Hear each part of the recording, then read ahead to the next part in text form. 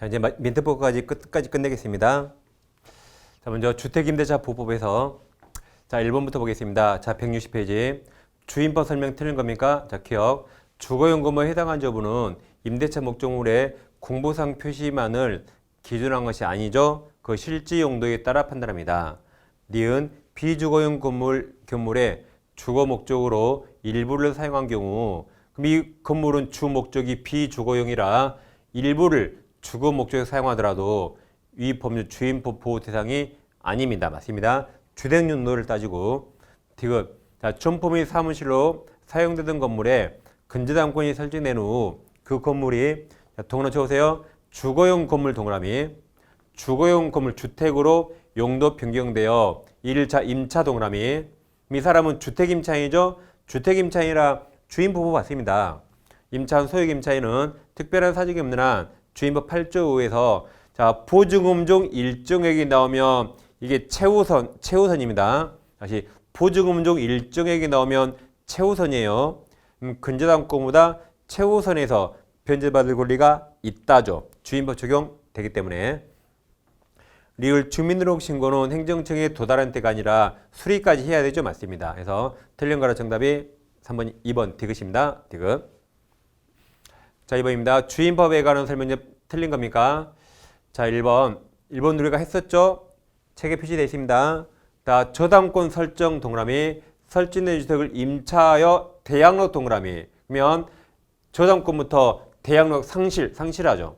갖춘 경우 임차권보다 후수인 저당권이 실행되어도 이 저당권이 말소기준 권리죠. 그럼 임차인은 매수인이 된 자에게 대항할 수 없다. 왜 그래요? 선수인 저당권 소멸하니까 중간에 대항력 소멸합니다. 자, 니은 주택임대차로서 대항력을 치닫은 것처럼 외관만 만들었을 뿐 실제 주택을 주거용으로 사용수익할 것을 목적으로 갖지 아니한 계약에는 그러니까 통정의 표시죠. 이것은 주임법이 정하는 대항력 부여하지 않습니다. 디귿 주택임차인이 그 가족과 함께 주택에 대한 점유를 계속하고 있으면서 그 가족 주민등록을 그대로 둔 채 임차인만 주민등록을 일시일 다른 곳으로 옮긴 경우라면 그럼 가족 주민등록 인정해주죠. 가족이 남아있잖아요. 따라서 임대차의 제3자에 대한 대항력이 상실하지 않습니다. 리을 주택인도 및 주민등록이라는 대항력권은 그 대항력 취득 시에만 구비하면 촉구한 것이 아니고 대항력을 유지하기 위해서 계속 존속 동그라미입니다. 계속 존속해야 되죠. 중간에 하나라도 끊기면 대항력 상실합니다. 그래서 틀린 거라 1번이 정답입니다. 자, 3번도 틀린 겁니다. 자, 기억. 자, 기억 동그라미 쳐보세요. 적법한 임대 권한 동그라미. 그럼 그 자에게도 주임법 적용됩니다. 다시 적법한 임대 권한을 가진 자로부터 주택을 임차했다면 임대인이 주택 소유자가 아닌 경우도 주임법 적용된다. 니은 미등기 무효가 주임법 적용됩니다. 이것은 자 했습니다. 대항력이 있으면 승계한다요 라고 했습니다. 자, 리을 대항력 갖춘 임차권 있는 주택이 양도되어서 그러니까 대항력 있죠? 양도되어서 양수인이 신소유자에게 임대인지가 승계되면 양도인 전소유자 양도인의 임차보증금 발환죄가 소멸한다고 했었죠. 양수인이 부담하고 양도인은 소멸합니다. 다 했던 거죠. 그래서 정답은 이제 5번이 되겠습니다. 4번은 이제 판례와 다른 거네요. 자, 기억. 자, 다가구는 단독입니까? 공동입니까? 단독이죠. 다세대는 공동이죠. 연립주택 공동, 아파트 공동. 그러니까 아연세대예요. 아연세대. 서울연세대학교 아파트 연립 세대 다세대 아연세대 공동입니다. 그럼 다가구는 단독이에요.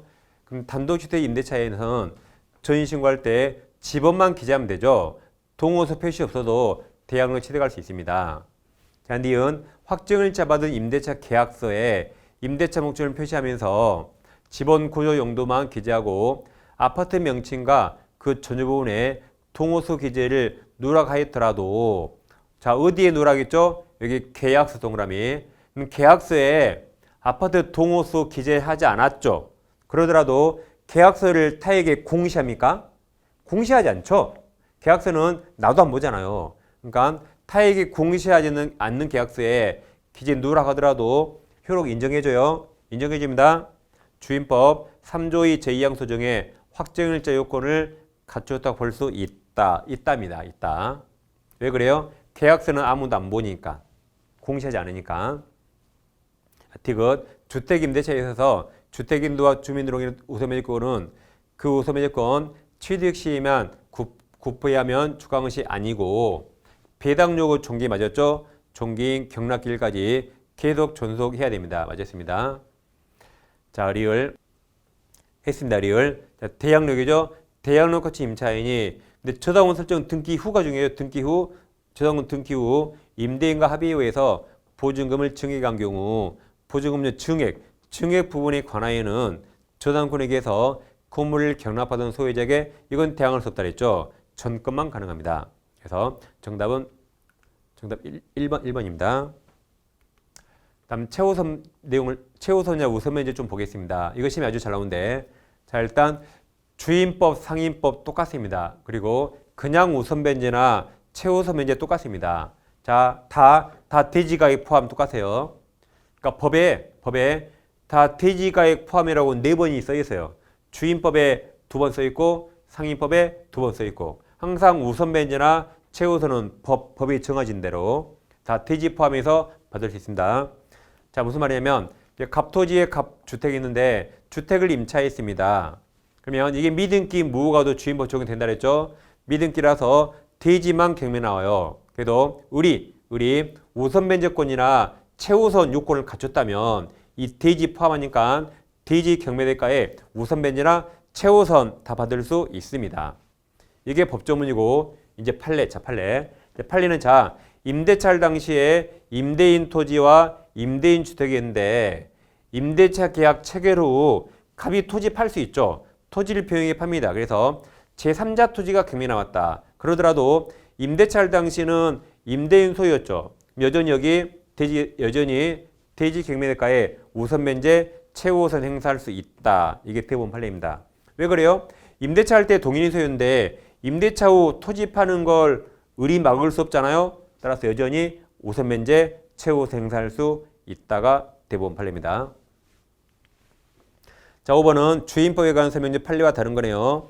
기억 임차주택과 별도로 동그라칩니다. 대지만 경매 동그라미 경매된 경우에 그 대지 환가대금에 의해서 우선 변제가 인정된다 그랬고 임대차 성립 당시 임대인 소유했던 대지가 타인 병역이 양도돼서 임차주택과 대지가 서로 달라지게 된 경우 임차인은 자 대지죠. 대지 환가대금에 의해서 우선 변제 행사할 수 있다가 대법원 판례였고 디귿은 처음에 했습니다. 임차권보다 자 선순위 저당권 동그라미 그럼 경매에서 선순위 소멸하고 임차권 소멸하니까 대항력 소멸하죠. 그럼 대항할 수 없다가 승계하지 않는다 그랬죠. 했던 겁니다. 정답은 5번이 되겠습니다. 다음 이제 상임법으로 갑니다. 자, 1번 상임법 설명 틀린 겁니까? 자, 1번 건물 일부죠. 일부분을 임차한 경우 자, 일반 사회 통용상 사업자 등록이 도면 없이도 제3자가 해당 임차인이 임차물을 구분해서 인식할 수 있을 정도로 자, 특정의 동남이 특정되어 있다고 볼 수 있는 경우에 그 사업자 등록을 제3자에 대한 관계에서 유효한 임대차 공시로 볼 수 있습니다. 그러니까 원래 건물 일부를 임차할 때는 도면을 제출해야 되거든요. 근데 여기처럼 도면 없더라도 제3자가 그 부분을 특정할 수 있다. 그때는 없더라도 예외적으로 대항력 인정해 줍니다. 자, 2번 상가 건물 임차하고 사업자 등록마치 사업자가 동그라미 쳐보세요. 폐업 신고하였다 동그라미. 그럼 폐업 신고한 순간 대항력 상실하죠. 대항력 상실합니다. 상실했어요. 하였다가 다시 같은 상호 및 등록번호로 사업자 등록을 하였다 하더라도 상임법상 예전의 대항력 및 우선 면제권이 그대로 존속하지 않죠. 맞습니다. 이미 폐업 신고할 때 소멸했잖아요. 그럼 다시 등록하면 그 다음날 0시에 새롭게 생긴 것이고 기존 것은 이미 다 소멸했다 해서 맞았습니다. 3번 공유자 임대인 임차인에게 갱신 거절 통지한 행위는 공유물 관리 행위 맞습니다. 해당해서 지분 과반수로 정합니다. 4번 임차인이 임차 목적물을 사실행위와 더불어 동원하십니다. 영리 목적 동그라미. 이렇게 반드시 영리 활동을 해야만 상인법이 적용됩니다. 영리 활동했죠? 영리 목적으로 하는 활동이 이루어지는 공장으로 사용했다면 이 법 적용 대상이 될 수 있습니다. 5번은 최근 판례고 아직 시험이 안 나왔습니다. 자, 5번 최초의 임대차 기간을 포함한 전체 임대차 기간이 법정기가 나왔죠. 그러니까 예전에는 계약갱신 요구권이 5년일 때 그때 판례입니다. 5년일 때. 근데 10년으로 지금 바뀌었잖아요. 근데 5년일 때 그때 판례예요. 5년. 아무튼 5년, 10년 똑같이 보면 됩니다. 현재는 10년, 현재는 판결 당시는 5년. 그 기간을 추가해서 임차인이 계약갱신 요구권을 행사할 수 없는 경우에 임대인은 이 법 10조사 1항에 따른 권리금 회수 기회의 보호 의무를 임대인이 부담한다는 게 최근 대법원 판례입니다. 그러니까 현재는 10년이에요.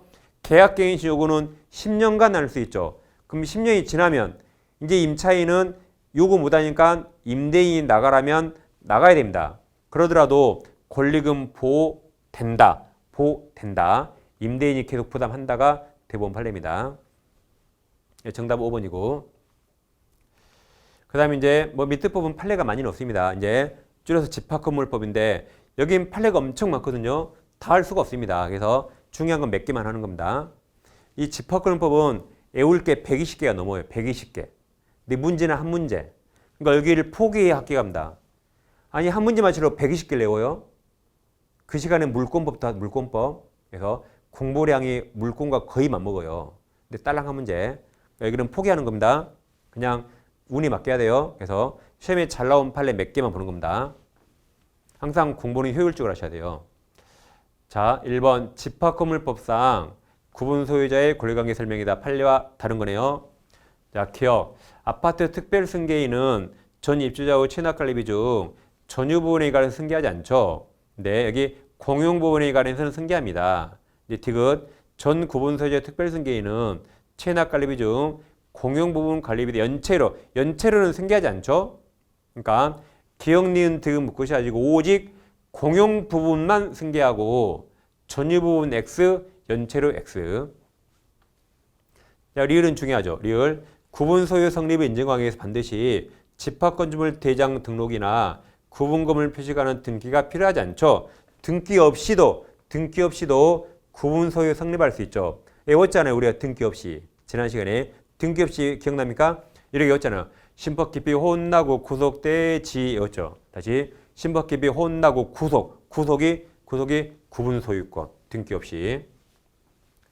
다음 미음도 잘 나오죠. 집합 건물의 공용 부분 아파트 주차장에서 20년 살아요. 그럼 그 동네 개하고 똑같아요. 시효치가 할 수 없다. 자, B번 판례가 바뀌었습니다. 엄청 중요합니다. 대법원 판례가 변경됐어요. 아직 시험이 안 나왔습니다. 자, 비읍.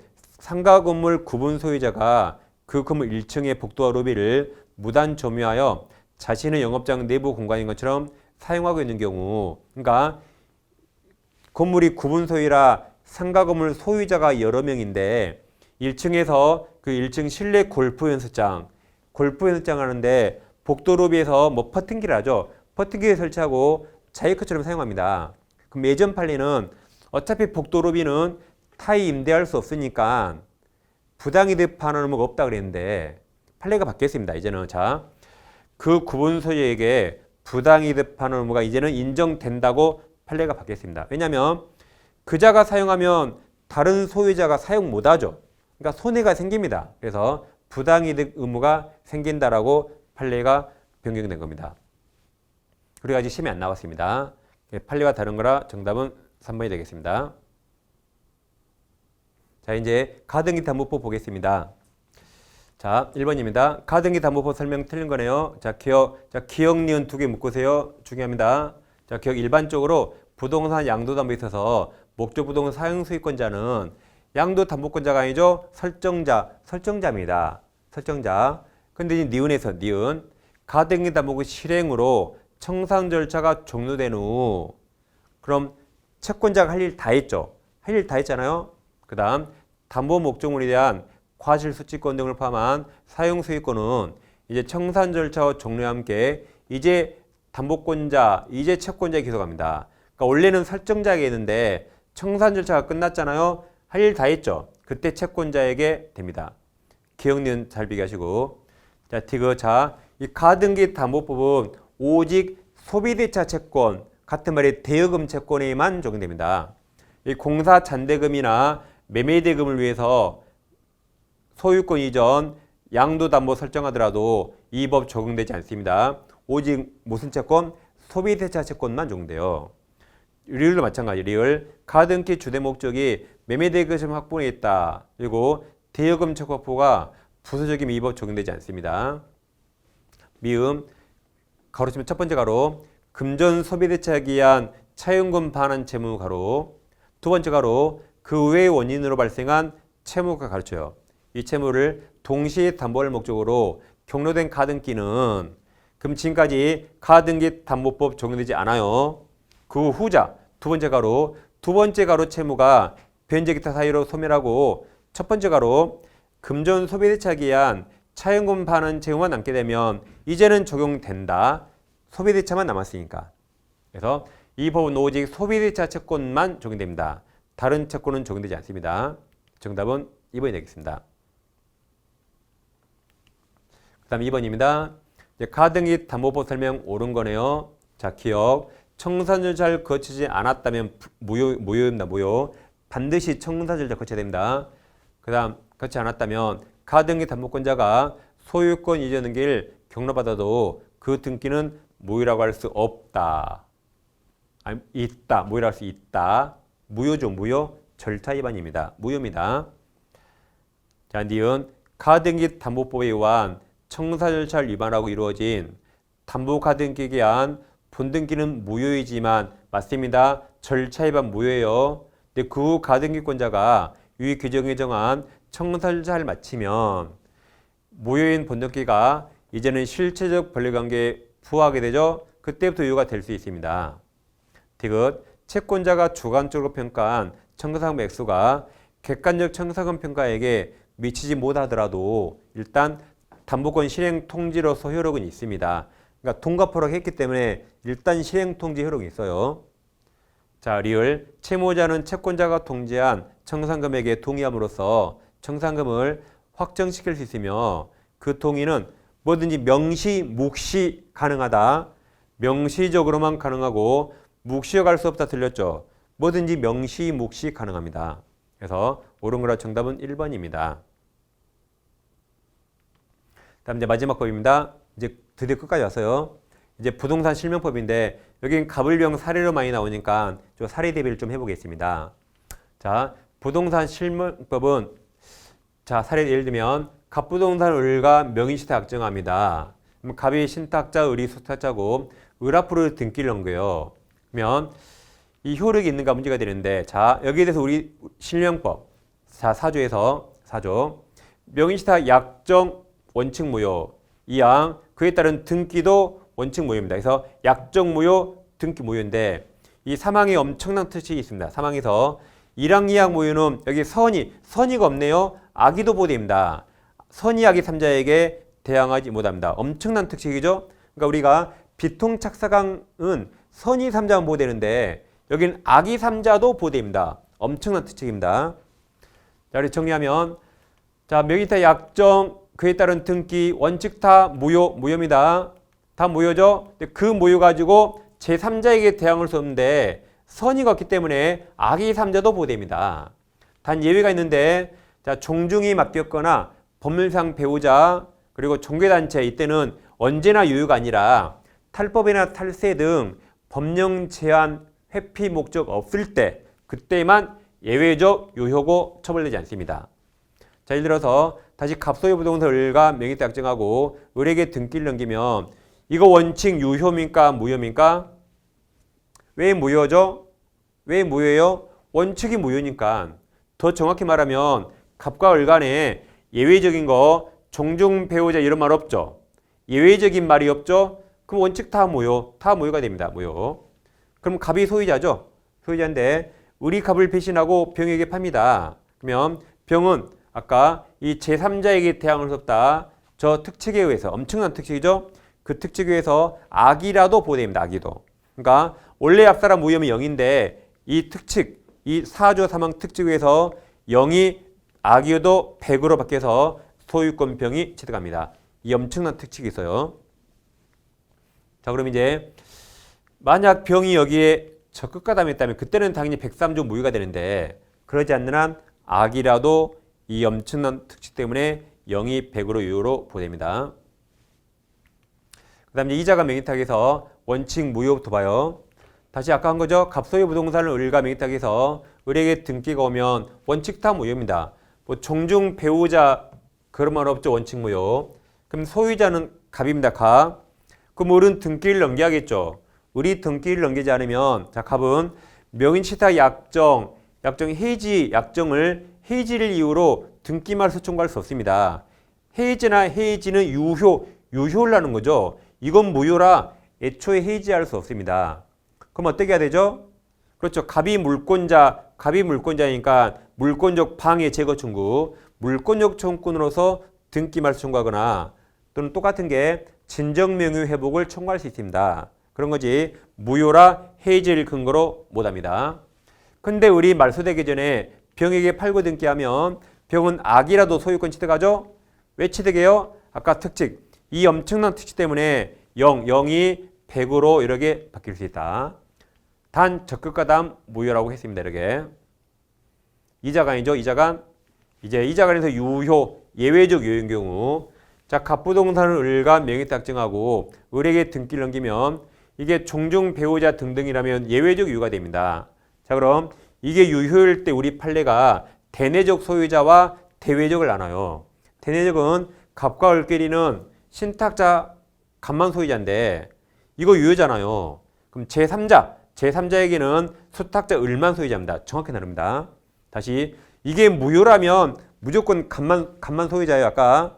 근데 유효일 때 자기들끼리는 신탁자, 제3자에게는 등기가 유효이기 때문에 수탁자라고 정확히 나눕니다. 그럼 여기서 이제 둘이 있으면 누가 소유자죠? 둘만 있으면 갑이 소유자라. 그리고 유효니까 이제는 갑이 해지할 수 있죠? 유효니까 해지를 근거로 이제는 등기 말소 청구할 수 있습니다. 아까는 무효라 못했던 거죠. 여기서 이제 을이 병에게 팔고 등기하면 병은 악이어도 소유권 취득하죠. 왜 취득하죠? 아까 특칙이 필요 없어요. 이 특칙 필요 없어요. 이 특칙은 무효일 때 써먹는 거죠. 이건 유효니까 병, 제3자에게 을만 소유자죠. 그러니까 앞사람 100이라 100은 100으로 당연히 취득하고 이 특칙 필요 없습니다. 이건 무효일 때 써먹는데 이건 유효고 병에게는 을이 소유자라 앞사람 100이라 무조건 100 취득합니다. 그 다음 이 등기를 정의 유주해서 등기하며 이거 말소해야겠죠. 그럼 정에게는 을만 소유자이기 때문에 을만 말소 청구할 수 있습니다. 갑은 직접 못합니다. 갑은 을을 대위해서 말소 청구할 수 있다. 그 다음 이 부동산을 무가 불법 점유하면 쫓아내야겠죠. 쫓아낸다가 물권적 반환 청구. 그럼 제3자 무에게는 을만 소유자니까 을이 반환 청구할 수 있어요. 갑은 못합니다. 갑은 직접 못해요. 갑은 하고 싶으면 을을 대위해서만 가능하고 항상 이게 병, 정, 무 제3자에게는 을만 소유자다. 갑이 아닙니다. 두 개를 정확히 나누셔야 돼요. 자, 문제 풀어봅니다.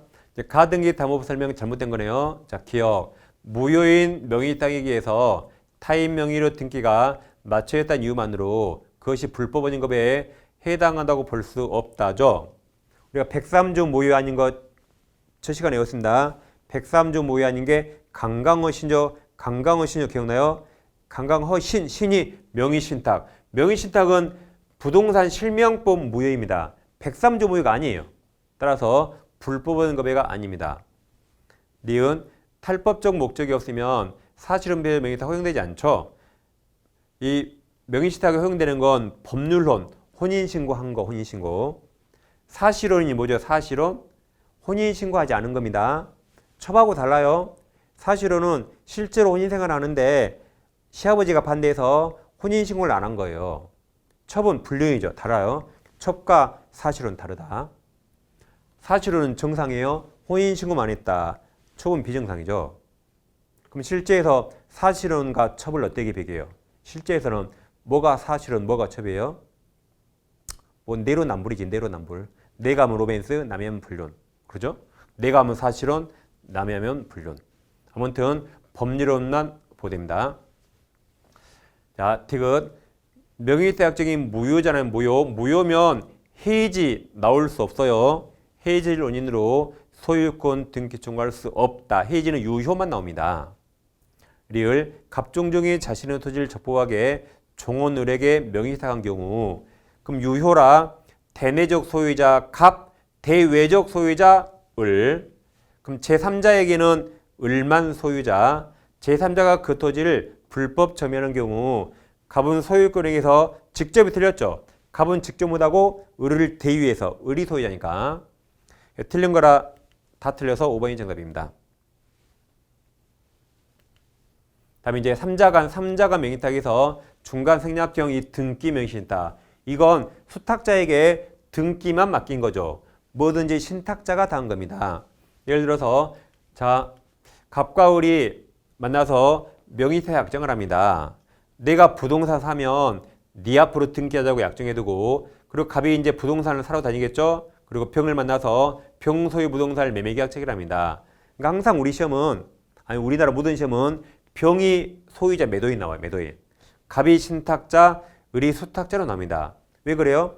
아까 제일 처음에 다시 돌려볼게요. 리와인드. 다시 제일 처음에 등장인물이 갑이 나와서 누구를 꼬실까? 을을 꼬신 거죠. 꼬셔놓고 매매하러 다녀서 병을 만나겠죠. 시간 순서상. 그러니까 항상 시험은 갑을병 이렇게 나옵니다. 근데 가끔 이상한 사람들이 이걸 갑으로 내는데 그 사람 뭘 모르는 거예요. 대부분 시험 항상 매도인이 병, 신탁자가 갑, 을이 수탁자입니다. 그리고 이제 갑이 병과 매매하면서 부탁을 하죠.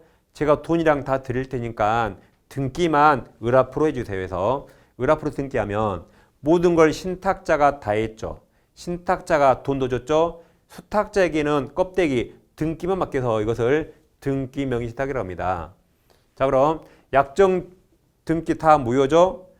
원칙 무효고 갑과 을 간에 신탁자 수탁자 간에 종중 배우자 그런 말 없죠. 원칙 무효. 그럼 을은 소유자 아닙니다. 근데 매매는 유효죠. 매매는 유효잖아. 아무 말 없으니까. 그럼 갑은 소유권 취득할 수 있는데 이때 갑이 을에게 직접 등기 청구할 수 없습니다. 왜냐하면 이건 무효죠. 그러니까 이건 무효죠. 그러니까 을은 부당이득 얻은 게 없으니까 을은 이득을 얻은 게 없어요. 소유자 아니니까.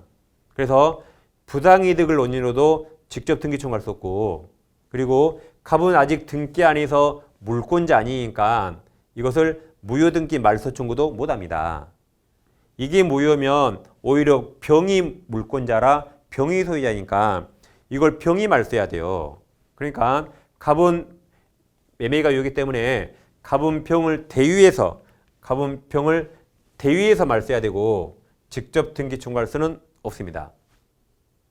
근데 이제 을이 말소되기 전에 정에게 팔고 등기하면 아까 엄청난 특징이 있었죠? 앞사람 무효이더라도 수탁자 무효이더라도 수탁자와 거래한 삼자는 악의도 보낸다. 아까 이 엄청난 특징. 다시 수탁자가 무효이더라도 그자와 거래한 자는 악의도 보되죠. 이 엄청난 특징 때문에 0이 100으로 이렇게 바뀝니다. 그래서 주의할 게 이건 뭐든지 신탁자가 다 했어요. 누가 매매했는가? 그 다음 이제 문제를 풀어보겠습니다. 자, 2020년 갑은 자 병토지 동그라미, 병토지를 자 매수 동그라미 누가 매수했어요? 갑이 뭐든지 다 있습니다.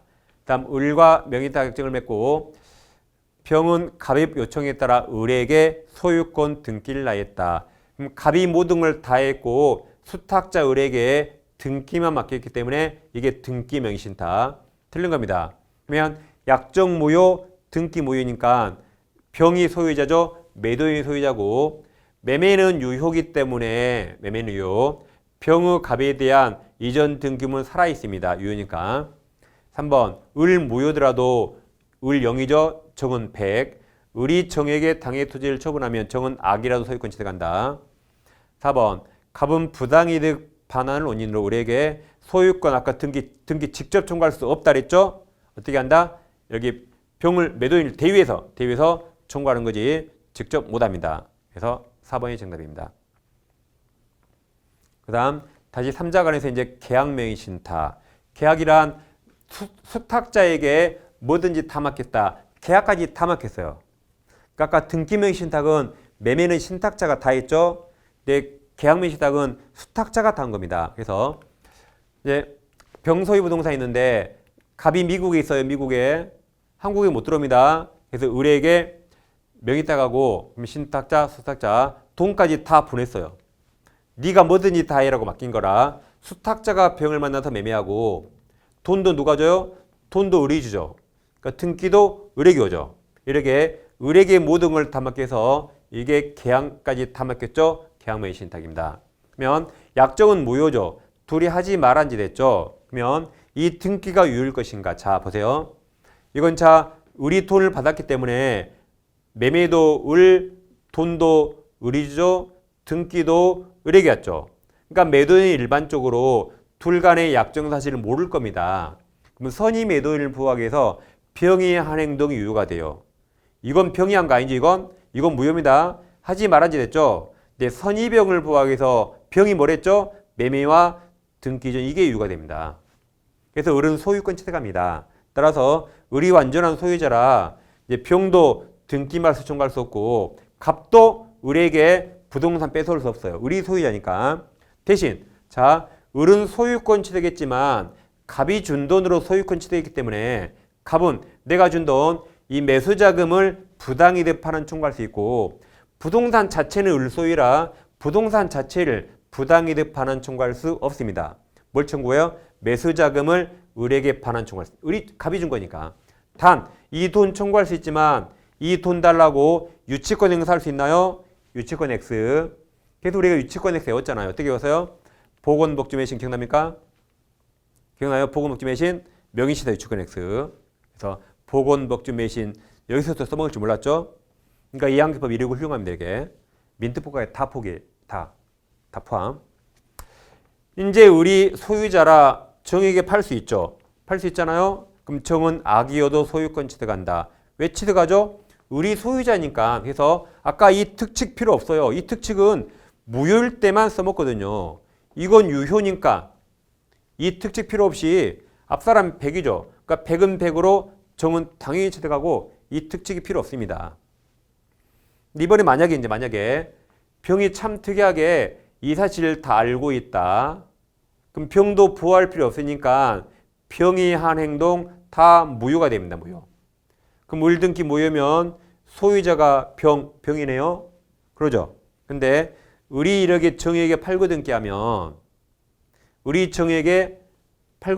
이제는 이 특칙 이제 무효니까 이제 이 특칙 때문에 수탁자와 거래한 제3자 정은 이 특칙 때문에 이제 0이 뭐로 바뀐다? 0이 100으로 이렇게 바뀐다. 그래서 결국 정은 어떻게든 소유권 취득합니다. 이게 들을 때는 다 알겠지만 딱 하늘 보는 순간 다 잊어버리죠. 그러니까 논리적으로 연습을 이건 많이 해야 됩니다. 논리적으로. 자 이제 문제 풀어보겠습니다. 3번. 2014년 X부동 취득하는 갑은 친구 을과 명의탁을 약정하였고 을은 을 동그라미 을이 수탁자 을이 그 약정에 따라 계약 당사자로서 자 선의병 동그라미 선의병으로부터 부동산자 매수 동그라미 누가 매수했어요? 수탁자가 매매계약에서 이게 계약명의 신탁. 다음 매수 동그라미 쳤죠? 자신 명의로 자 등기 동그라미 씁니다. 유효 등기 유효. 선의병이니까 등기는 을이 소유권 취득가 유효. 이제 옳은 겁니까? 1번 갑을 사이 명의다 약정 동그라미 약정은 무효죠. 갑과 을 종중 배우자 아니죠. 하지 말한지 됐죠. 무효. 근데 등기 동그라미 등기가 유효죠. 등기가 유효. 선의병을 보호하기 위해서. 3번 병은 특별한 사직이 없는 한 을 유효죠. 을 유효. 유효라고 썼잖아요. 그러니까 을명의 등기마서 청구할 수 없다. 을 유효. 4번 갑은 을을 상대로 부당이득 반환으로 X부동산 등기 이전 청구할 수 없다죠. 을이 소유자니까 대신 매수자금을 부당이득 반환 청구하죠. 근데 5번 갑은 을에게 제공한 부동산 자 매수자금 동그라미 매수자금 청구할 수 있죠. 이걸 해소하기 위해서 부동산에서 유치권 행사할 수 없다고 했습니다. 그러니까 5번이 맞았네요. 5번이 이렇게 정답입니다. 자, 이렇게 우리가 이틀 동안 이제 판례를 공부했습니다. 누누이 말씀드리지만 하루 딱 날 잡아서 이틀간 하루 딱 정리하세요. 이틀에 끝냈죠, 이 공부를. 그리고 이제 나중에 하루에 1시간씩 30분씩 이 판례집을 계속 공부하는 겁니다. 그래서 이 판례가 민법에서 약 80% 시험에 나오죠. 다 아시죠? 근데 이 기본서와 똑같은 판례집 공부하면 내가 그 문제를 아는가 모르는가 확인할 수 없습니다. 그래서 이 객관식 판례집으로 민법을 정확히 정리해서 민법에서 반드시 고득 좀 하기를 바라겠습니다. 그리고 이제 여러분 합격을 진심으로 기원합니다. 자, 화이팅 하세요. 자, 감사합니다.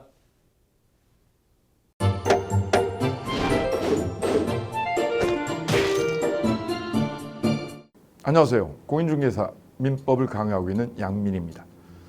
자, 제가 준비한 거는 공인중개사 자료를 쉽게 다운받는 꿀팁을 준비해 보았습니다. 자, 공인중개사를 공부하다 보면 방대한 양의 자료를 접하게 됩니다. 하지만 그것을 일일이 다 출력을 하시거나 보관을 하는 데는 불편함이 따르죠. 이를 해소하기 위해서 핸드폰을 쉽게 활용할 수 있는 꿀팁을 준비했습니다. 네이버 밴드라는 어플을 통해 필요한 자료들을 보거나 다운받을 수 있습니다. 이 네이버 밴드를 활용하는 방법을 하나씩 알려드리도록 하겠습니다. 1단계, 네이버 밴드라는 어플을 다운받습니다. 가장 먼저 안드로이드 버전은 플레이 스토어를 클릭하시면 되겠습니다. 아이폰은 앱스토어에서 하시면 됩니다. 그 다음 검색창에 네이버 밴드를 검색하시고 다운 혹은 설치를 클릭하시면 되겠습니다. 이렇게요. 2단계, 밴드 어플에서 공수모를 검색해 주시면 되겠습니다. 밴드 어플을 누르시면 위쪽 상단에 보시는 것처럼 돋보기 모양의 아이콘이 보입니다. 이 돋보기 부분을 클릭하시게 되면 맨 위쪽에 하얀 공백의 검색창이 생기는데요. 이곳을 눌러서 공수모 이 세 글자를 쳐주시면 되겠습니다. 3단계는요. 해당 공수모 밴드를 들어가 주시면 됩니다. 이 밴드는 공인중개사를 공부하시는 수험생들을 위한 밴드입니다. 수험생들을 위한 시험 정보나 자료가 업로드되어 있어서 공부를 할 때 활용할 수 있는 밴드입니다. 보시는 것과 같이 강의와 관련된 공지사항이나 최신 자료가 다양하게 제공되고 있습니다.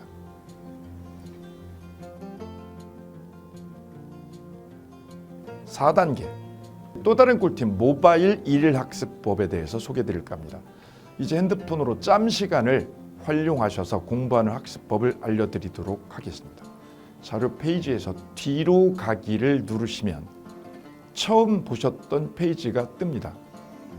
여기서 내려가 보세요. 모바일 일일 학습이란 코너가 보입니다. 이 부분을 누르게 되면요. 매일 한 개씩 핵심 부분이라고 할 수 있는 문제가 업로드되어 있고요. 더 아래로 쭉 내려가시면 정답과 해설 부분을 볼 수가 있습니다. 맨 아랫부분을 보시면 이렇게 댓글 쓰기도 남길 수 있으시죠. 스마일 부분을 눌러 좋아요로 표시할 수도 있습니다. 짬을 내어 스스로 학습한 뒤 모르는 부분을 질문할 수도 있고 하루 동안 공부했던 것을 정리하시거나 공부한 소감을 적어 놓으실 수도 있습니다.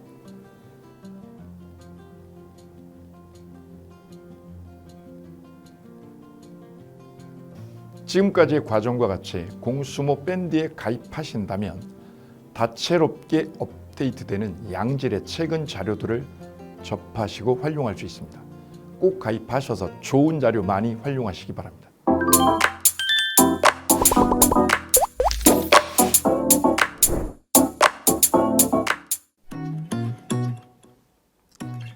자, 안녕하십니까. 자, 이번에는 부동산 실무 일반인들이 어떤 도움을 받기 위한 관련된 밴드에 대해서 소개를 시켜드릴 건데요. 일단은 검색창에다가 365 부스라고 치시면 돼요. 365 부스인데 365일 부동산 스터디라는 밴드예요. 네이버 밴드인데 365 부동산 스터디라는 밴드 일단 이거 클릭하시면 현재는 이제 4만 명 정도 되는 밴드인데요. 우리가 일반인들이 어떤 부동산 정보를 습득하는 데 있어서 이 정보를 얻기가 되게 쉽지가 않습니다. 내가 어딘가를 찾아본다고 해서 잘 찾을 수 있는 것도 아니고, 어떤 전문가들이 하는 말들이 이 친밀성이 있는 건지 아닌지에 대해서도 우리가 잘 믿을 수가 없는 거기 때문에 그런 정보를 그래도 좀 손쉽게 찾아볼 수 있게끔 저희 이제 이 밴드에 구성된 전문가들이 정보를 좀 제공해 주는 거기 때문에 아마 유용하게 활용할 수 있을 거고요.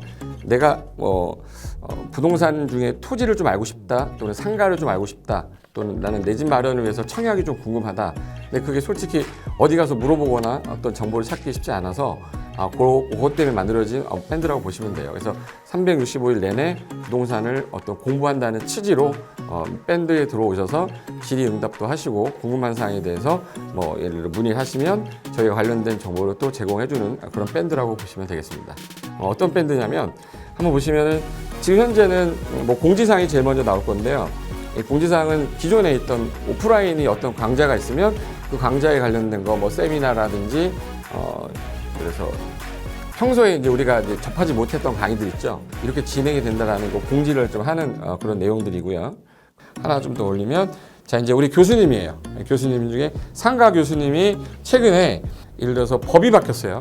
법이 바뀌게 되면 최근에 바뀐 법이 이러한 바뀐 법이 있으니 중개업을 한다거나 투자를 할 때 좀 유의해서 알아보시면 좋겠습니다라는 거를 올려놓을 거예요.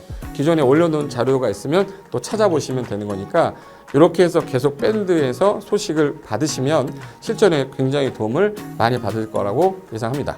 부동산 관련된 내용 중에서 하나 더 보시면 이제 랜드프로에서 직접 우리 프로그램 만들고 있어요. 그래서 부동산 까발리기, 부동산 부티크 이런 팁이 관련돼서 부동산 팁 있죠. 예를 들어서 청약을 받아야 되냐 말아야 되냐, 지금 강남권 아파트를 투자해야 되냐 말아야 되냐, 이런 정보를 쉽게 여러분들이 접하지 못하기 때문에 그런 관련된 것들을 시대에 맞게 흐름에 맞게 부동산 시장이 이제 요동치면 내가 지금 집을 팔아야 되냐 사야 되냐 그런 것들에 대해서 신속하게 정보를 들을 수 있는 밴드니까 시간이 나실 때마다 자주 들어오시고 저도 자주 들어와서 좋은 정보 남겨드릴 테니까 자주 들어오시기 바랍니다. 저는 부동산 공법하고 부동산 토지 투자를 강의하는 고상철이었습니다. 자주 밴드에서 뵙도록 하겠습니다. 자, 수고하셨습니다.